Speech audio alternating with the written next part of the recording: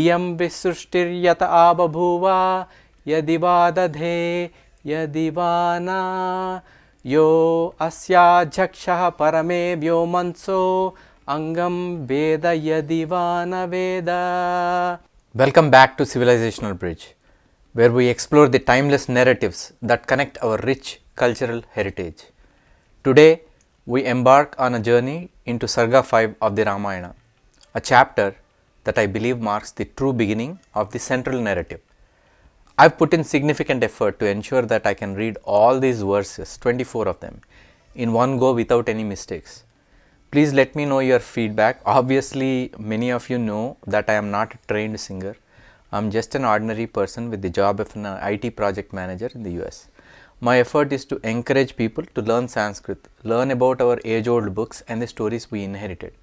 Obviously, Ramayana, beyond being a gripping tale of heroism, love and duty, provides us with invaluable insights into the society and values of ancient India. In fact, every Sarga in the story of Ramayana, 500 Sargas in all, gives us an understanding of the social context in which this epic was composed. And it provides us some nuggets and cues that can be investigated further, if possible, scientifically or archaeologically. What's more exciting is that this chapter holds hidden gems often overlooked by many, and they shed light on the intricate details of Ayodhya, the city of Lord Rama. These verses vividly describe the prosperity, grandeur and culture of Ayodhya, giving us a glimpse of the remarkable civilization that once thrived there. So, let's start on this journey together. Let's explore the social context, discover the hidden gems, and immerse ourselves in the words of the Ramayana Sarga 5.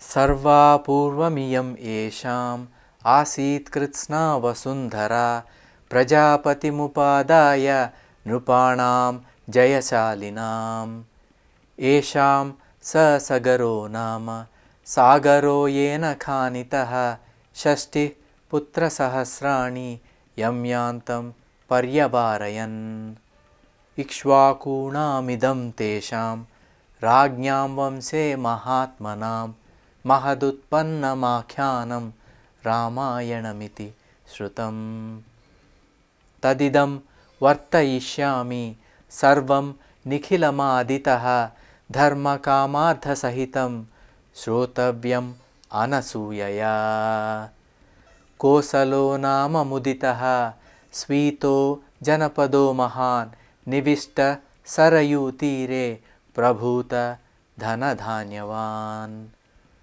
Ayodhya नाम नगरी तत्रासील्लोकविश्रुता मनुना मानवेन्द्रेण या पुरी निर्मिता स्वयं आयता दश च द्वे च योजनानि महापुरी श्रीमती त्रीणि विस्तीर्णा सुविभक्ता महापथा राजमार्गेण महता सुविभक्तेन शोभिता मुक्तपुष्पावकीर्णेन जलसिक्तेन नित्यशः तां तु राजा दशरथो महाराष्ट्रविवर्धनः पुरीमावासयामास दिवं देवपतिर्यथा कवाटतोरणवतीं सुविभक्तान्तरापणां सर्वयन्त्रायुधवतीम् उपेतां सर्वशिल्पिभिः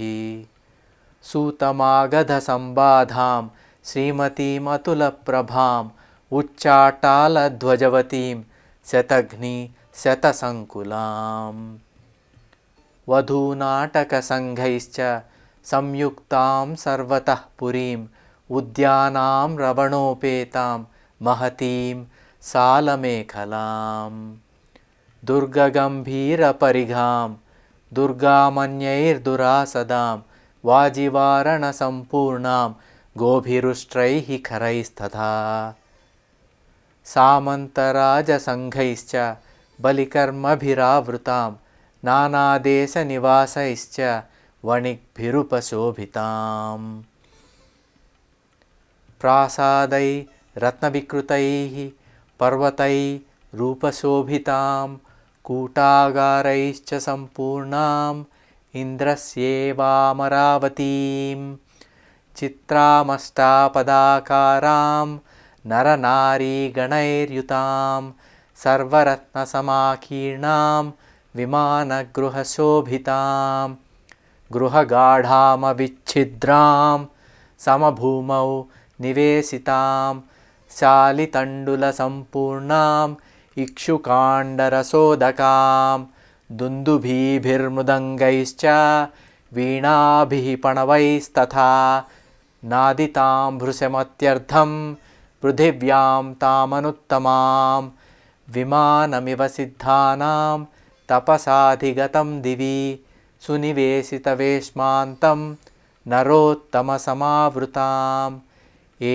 च बाणैर्न विद्यन्ति विविक्तमपरापरां शब्दवेद्यञ्च विततं लघुहस्ता विशारदाः सिंहव्याघ्रवराहाणां मत्तानां नर्दतां वने हन्तारो निशितैः शस्त्रैर्बलाद् बाहुबलैरपि तादृशानां सहस्रैः तामभिपूर्णां महारथैः पुरीम् आवासयामास राजा दशरथस्तथा तामग्निमद्भिर्गुणवद्भिरावृतां द्विजोत्तमैः वेदषडङ्गपारगैः सहस्रदैः सत्यरतैः महात्मभिः महर्षिकल्पैः ऋषिभिश्च केवलैः.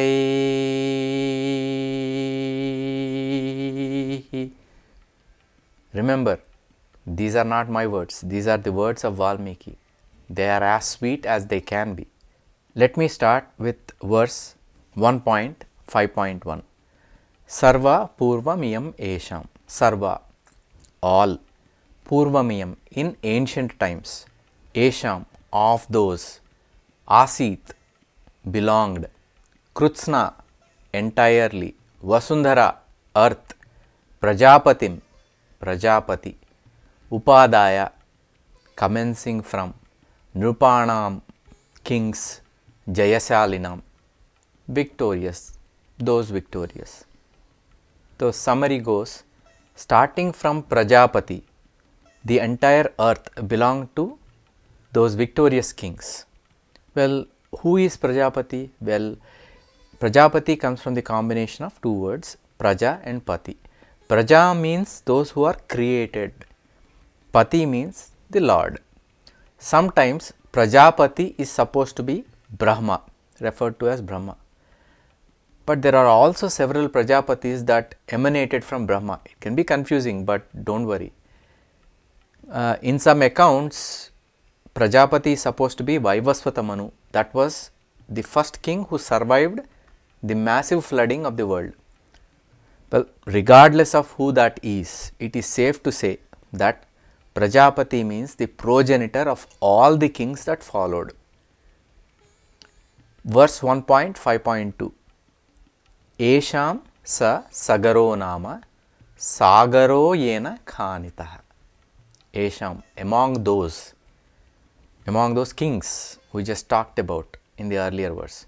Saha sagaro, he, Sagara, sorry, not Sagaro, Sagara.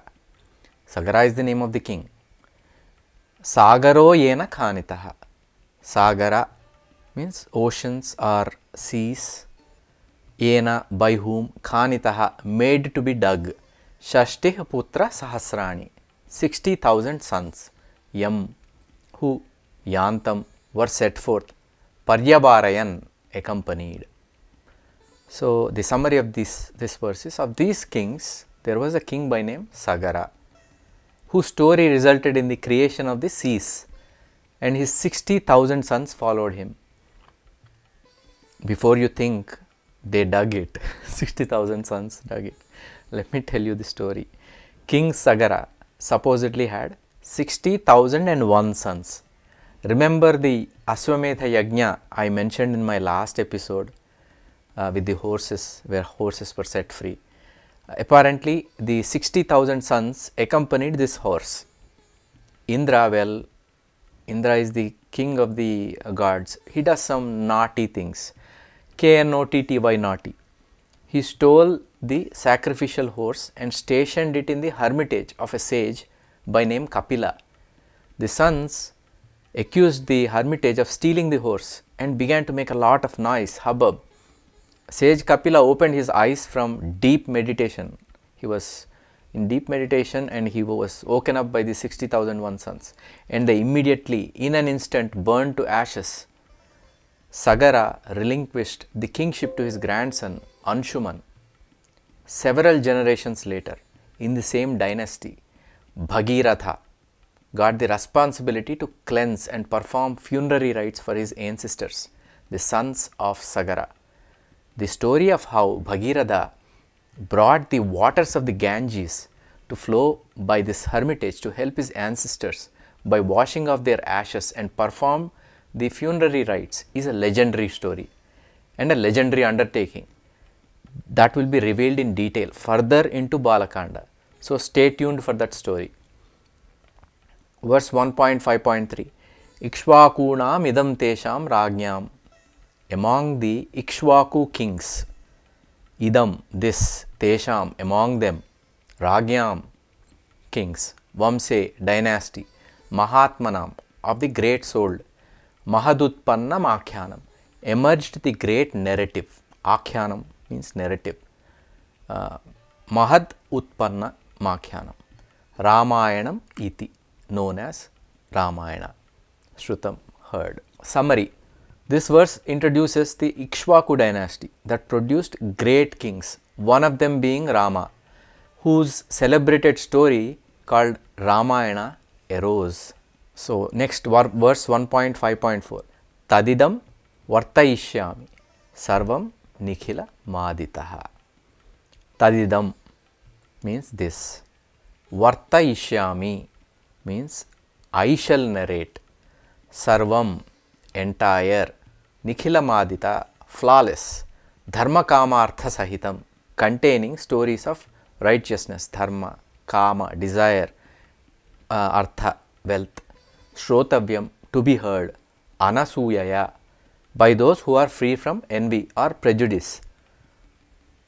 The verse meaning is, this verse expresses the intention of the narrator to narrate the entire and flawless story, including its aspects of righteousness, desire and wealth, to those who are free from envy and prejudice.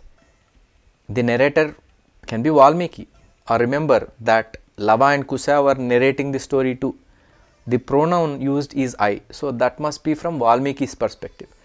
If you go back to my Sarga 3 part 2 commentary, you will see why I said this Sarga starts the central part of the narrative, that I have reasons to believe was written by none other than Valmiki. Verse 1.5.5 Kosalo nama muditaha sfito janapado mahan.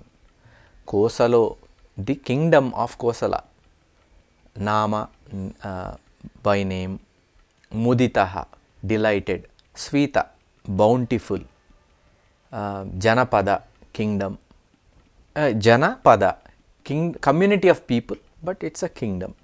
Mahan, great. Nivista, situated. Sarayu tire, on the banks of river Sarayu. Prabhuta, abundant.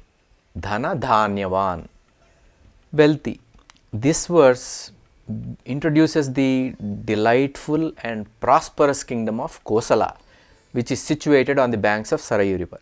We got to know Ikshvaku kingdom now, Ikshvaku race dynasty, the Kosala kingdom situated on the banks of the Sarayu river. Verse 1.5.6 Ayodhya nama nagari tatrasi loka vishruta manuna manavendrena yapuri nirmita swayam. Ayodhya, nama, named, nagari, city, tatra, there, asit, was, loka vishruta, famous in the world, manuna, by Manu, manavendrena, manavendrena, the lord of men, ya, which, puri, city, nirmita, built, swayam, by himself. Basically this verse describes Ayodhya a city famous throughout the world. It was built by Manu, the lord of men, with his own hands. So remember, we talked about Prajapati. Manu is also a Prajapati with direct line from Brahma, the creator. Verse 1.5.7 Ayata Dasha Chadvecha Yojanani Mahapuri. Ayata means length, Dasha means 10, Cha and, Dve 2, and Cha and, Yojanani, Yojanas, it's a unit of distance. Mahapuri, great city. Srimati, prosperous. Trini, 3. Vistirna, breadth. Suvibhakta Mahapatha. Suvibhakta Mahapatha, well laid out main roads. This verse describes Ayodhya as a great city with 12 yojanas in length and 3 yojanas in width, with extensive, well laid out main roads. The consensus length of 1 yojana is about 8 kilometers per Surya Siddhanta and Aryabhatiya. So we are talking about a city with a length of about 96 kilometers in length and 24 kilometers in breadth, a staggering area of 2304 square kilometers. The modern day state of Delhi's area, if you see in the map here, is about 1400 square kilometers. So either Ayodhya was so big, or the 8 kilometers for yojana is incorrect as far as Ramayana is concerned. Just for comparison's sake, present day Ayodhya's area is 120 square kilometers. Just from a reasonableness standpoint, let us consider say 1 yojana to be a kilometer. So 12 kilometers by 3 kilometers in breadth, an area of 36 square kilometers. That is still big when we consider certain forts, but reasonable I think. Verse 1.5.8 Rajamargena Mahata Subhibhaktena Shobhita. Rajamargena, by the royal road. Mahata, grand. Subhibhaktena, well divided. Shobhita, adorned. Mukta Pushpavakirnena, covered with fully blossomed flowers. Jala Siktena, moistened with water. Nityasaha, always. This verse describes Ayodhya's royal road, which is grand, well laid out, adorned with fully blossomed flowers, always moistened with water. Verse 1.5.9 Tam tu Raja Dasaratho Maharashtra Pivarthanaha Purimavasayamasa Divam Deva Patiryatha.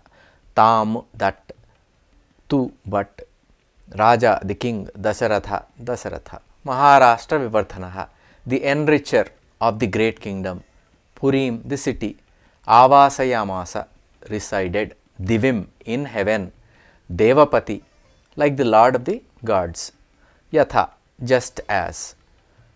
In summary, King Dasaratha, the enricher of the great kingdom of Kosala, right, and with its capital as Ayodhya, is mentioned to have resided in the city like a lord of the gods, reminiscent of heaven. Verse 1.5.10 Kavata Toranavatim Suvibhaktanta Rapanam. Kavata Toranavatim, like a city with gates and archways, Suvibhaktanta Rapanam, with well laid out marketplaces, Sarva Yantra Yudhavatim, equipped with all types of equipment, machinery and weapons, Upetam, surrounded by, Sarva Silpi Bhihi, skilled artisans. This verse describes Ayodhya as a city with gates and archways, well laid out marketplaces, and equipped with all types of machinery and weapons, crafted by very, very skilled artisans. Verse 1.5.11 Sutamagadha Sambadham Srimatim Atula Prabham. Sutamagadha Sambadham, eulogists and chroniclers, who they generally praise the kings. Srimatim, prosperous. Atula Prabham, unmatched radiance. Uchchatala Dhvajavatim, with tall flags and banners. Shatagni Shata Sankulam. Tagni means missile. Shata Sankulam, hundreds in number. This verse portrays Ayodhya abound with eulogists and chroniclers as a city radiating with unmatched prosperity. It featured tall flags and banners, has hundreds of missiles. Question is, what are these so-called missiles made of and how were they deployed? Are we talking about rockets or iron pikes? Verse 1.5.12 Vadhu Nataka Sanghaischa Samyuktam Sarvatah Purim, with troops Vadhu Nataka Sanghaischa, with troops of dancers or actors, cha and Samyuktam contain, Sarvata everywhere, Purim city, Udyanam Ravanopetam adorned with gardens shaped like mangroves, Mahatim great, Salamekhalam with excellent ramparts or fortifications, right? This verse describes Ayodhya as a city with troops of female dancers adorned with shaped up gardens, water and excellent fortifications, making it grand and beautiful.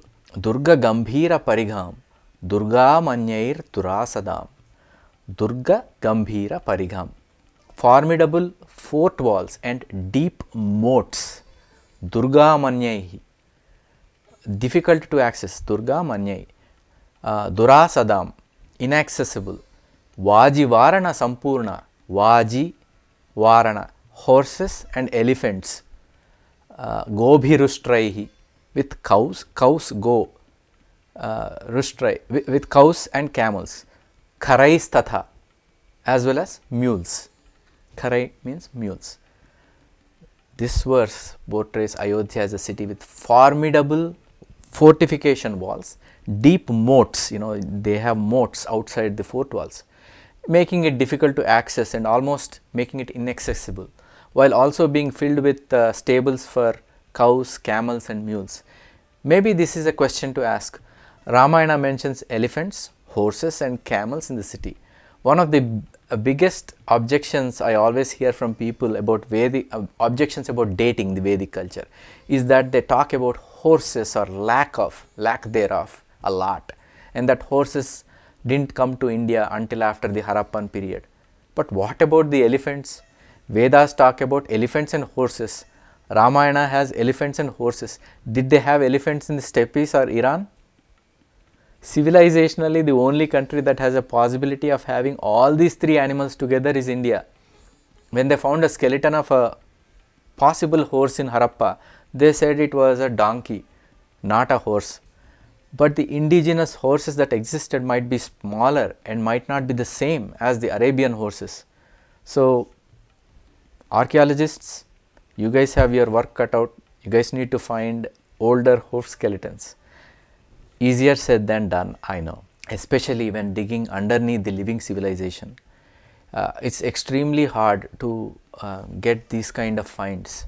1.5.14 Samantaraja Sanghaischa Balikarma Bhiravruta. Samantaraja Sanghaischa, by the assembly, tributary king Samantaraja, Sanghaischa, assembly of them, Cha and Balikarma Bhihi, tributes paid, Avrutam, surrounded, Nana Desa Nivasai, lived in by people from diverse kingdoms, different kingdoms or countries, Cha and Vanikbhihi, by merchants, Upasobhitam, adorned.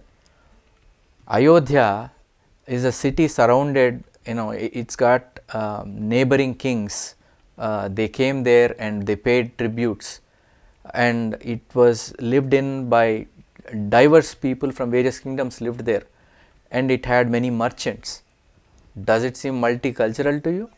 Sounds like it, doesn't it? Verse 1.5.15 Prasadai Ratna Vikrutaihi Parvatai Rupasobhitam. Prasadai, by palaces, Ratna Vikrutaihi, adorned with jewels, Parvataihi, by mountains, Upasobhitam, beautified, Kutagarai, by mansions, Cha and Sampurnam, completely, Indrasyeva, like Indras, Amaravatim, Amaravati is Indra's city.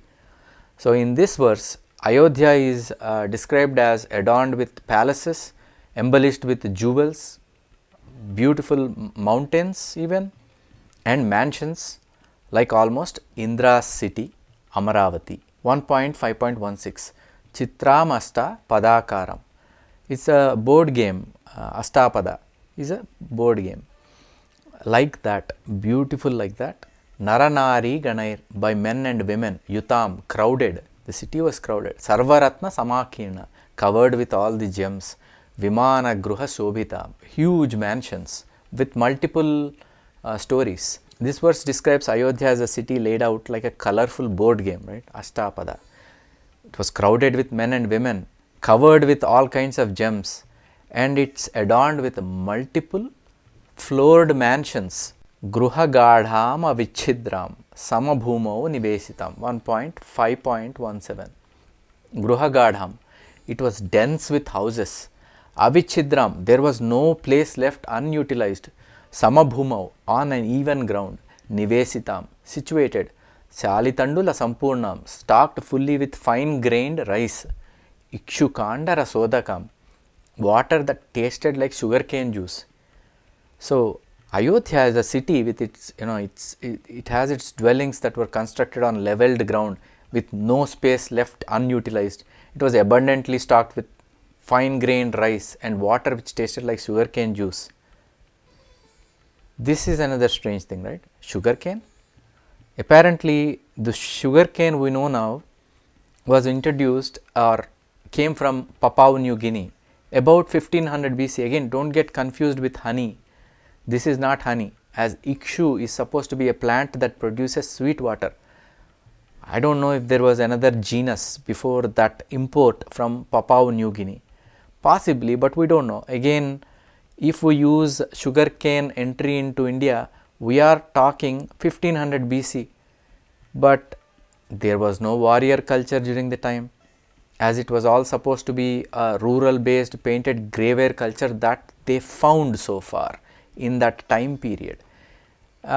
In a rural setting, how can one commission a project like Ramayana, and what imagination it would take for someone to think of all these details that are extraordinary. It almost looks like a smart city, isn't it? A smart city with all the facilities that are available, mansions that are available, prosperity you can see, animals. Another interesting observation is the dynasty. This dynasty is Ikshwaku dynasty. Ikshu is sugarcane. I wonder though, does it have anything to do with sugarcane production? So, quite a few mysteries in abundance here.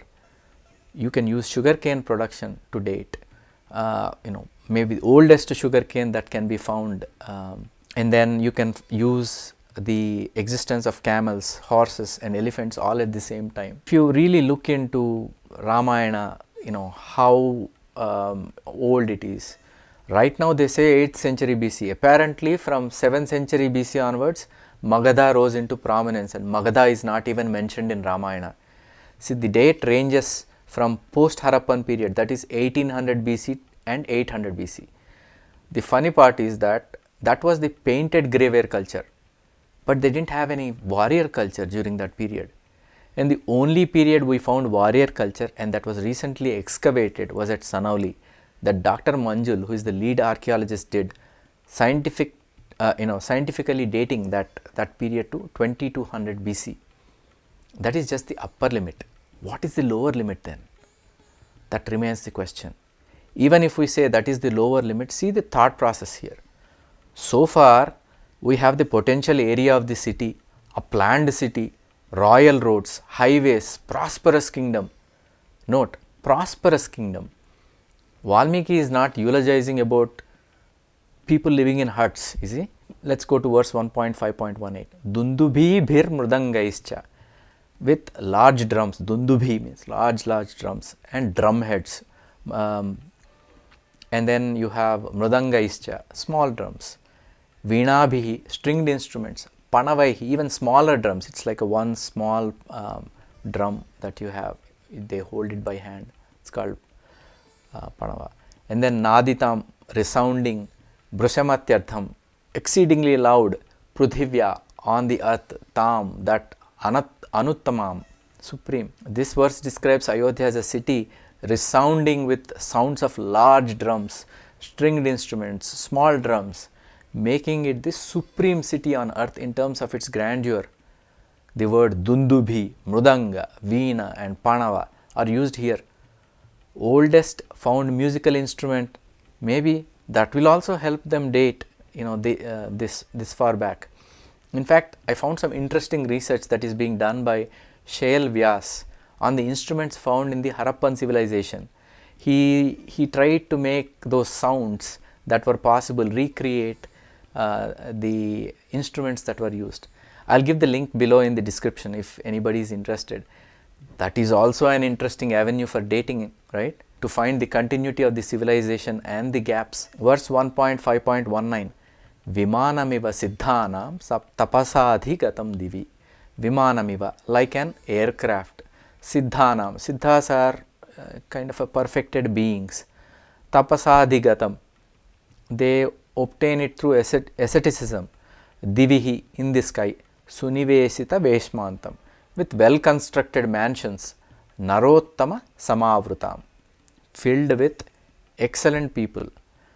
So it's like an aerial car acquired by siddhas in heaven through their austerities. How the aerial cars are, the mansions were perfectly constructed in rows and inhabited by the noblest of people, excellent people. Verse 1.5.20 Echa banairna vidyanti. I will have a few of these verses in a row and then I will explain the meaning of that at the end.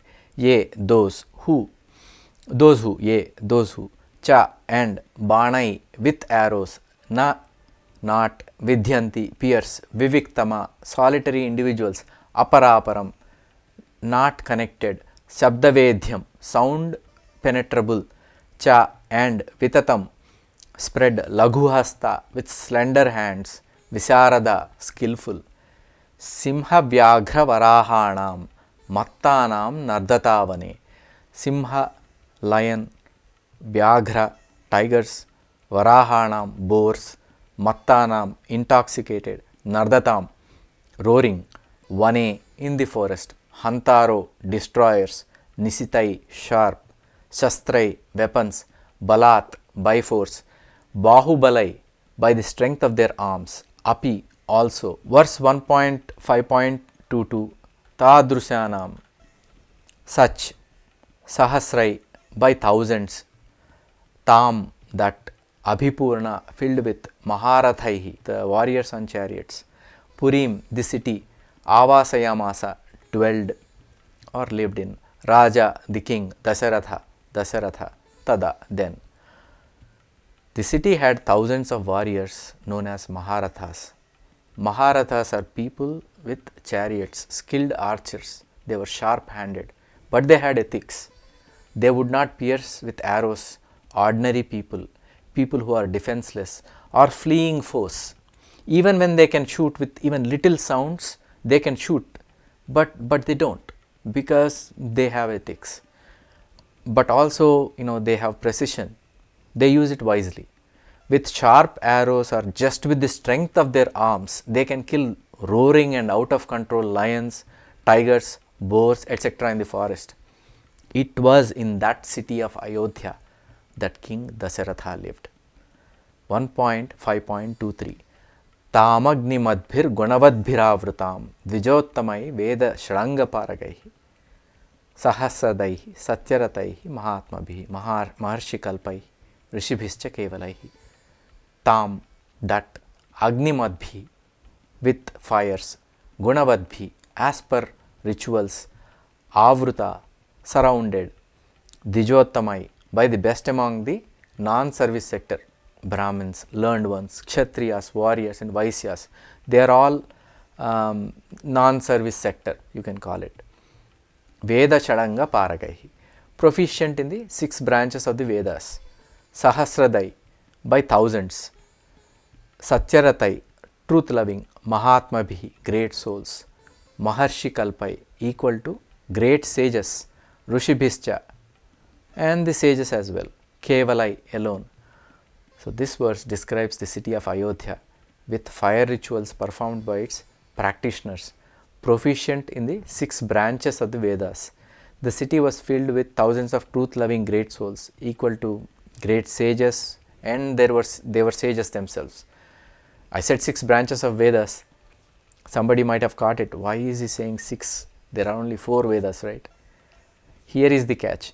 This verse is talking about 6 branches that would assist in making one proficient in Vedas. These are auxiliary branches called Vedangas. Here's the list of them. Siksha. Siksha means instruction or teaching. Phonetics or pronunciation. Chandas. Chandas is the meter. Prosody or poetic verse meters they have. Ramayana, how it was composed in the poetic verse meter. Vyakarana, grammar and linguistic analysis to express ideas properly. Nirukta is etymology or explanation of words. Kalpa means that fits proper way. They are basically Vedic ritual instructions. Jyotisha, astrology. This is for doing the rituals at the right time per astronomical observations. So finally, we have come to the end of the Sarga. Don't these verses collectively paint a vivid picture of the grandeur and prosperity of Ayodhya, architectural beauty, cultural richness, and the skill and expertise of its inhabitants? And thank you for staying with me, viewers. Please like, share and subscribe and hit the bell icon for any notifications. I know some of you would like to see these episodes as regularly as possible. I would like to do the same, but I have a day job and this requires a tremendous amount of research and practice.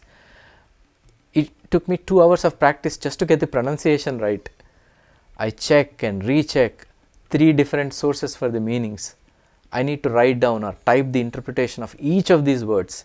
In fact, if you rely on one source, they can often be incorrect. Sometimes the words by themselves mean something and the phrases mean something else.